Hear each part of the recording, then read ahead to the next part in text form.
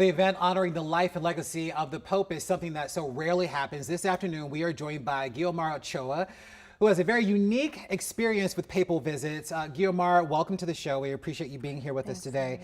You were actually with the U.S. Embassy to the Vatican during Pope John Paul II's funeral. Can you describe for us your roles and responsibilities at the time? Sure. So yes, I worked there during Pope John Paul II's tenure, and I was there when he died. So I know what the embassy's going through and what Rome is going through right now.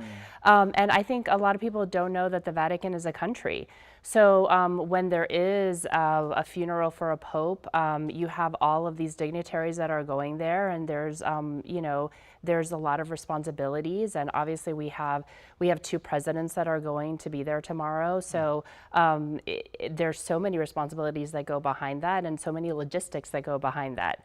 And I know a lot of people have watched this movie Conclave. Yes. But there's a Carmelengo, and in this case it's Cardinal Farrell, and he's in charge of all the logistics for not just the funeral tomorrow, but also the upcoming conclave.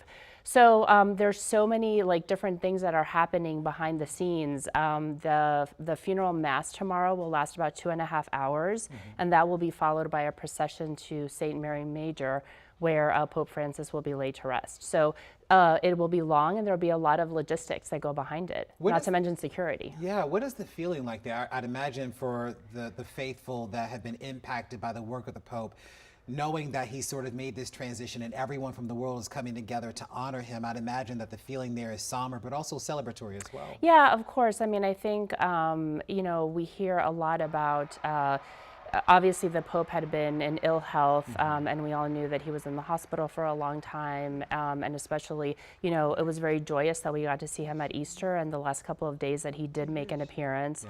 We obviously saw him with Vice President J.D. Vance on Easter Sunday, but people saw that he was sick, and he did not hide that.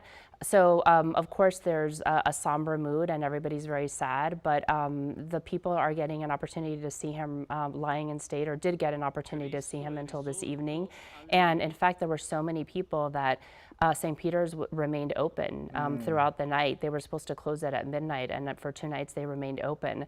But there's also a sense of joy and peace, and also a sense of excitement for what's to come and for a new pope for the church.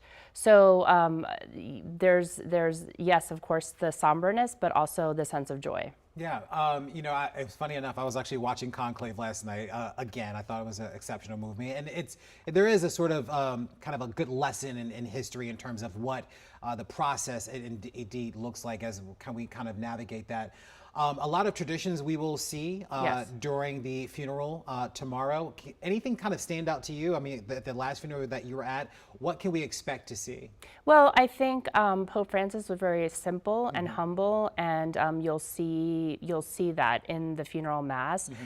Yes, the funeral mass will be very long, and you'll see the traditions, the Catholic traditions, but you'll see a very simple casket. He chose just to write the name Franciscus on the casket, so it won't say Pope on it. He chose to be buried at St. Mary Major, so he will not be buried at St. Peter's Basilica. So you'll see that procession to St. Mary Major.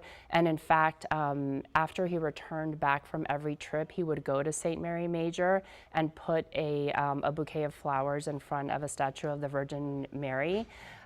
So there's a great significance there, and I think you'll see a lot of pomp and circumstance, but also a very sort of humble pomp and circumstance, if you will.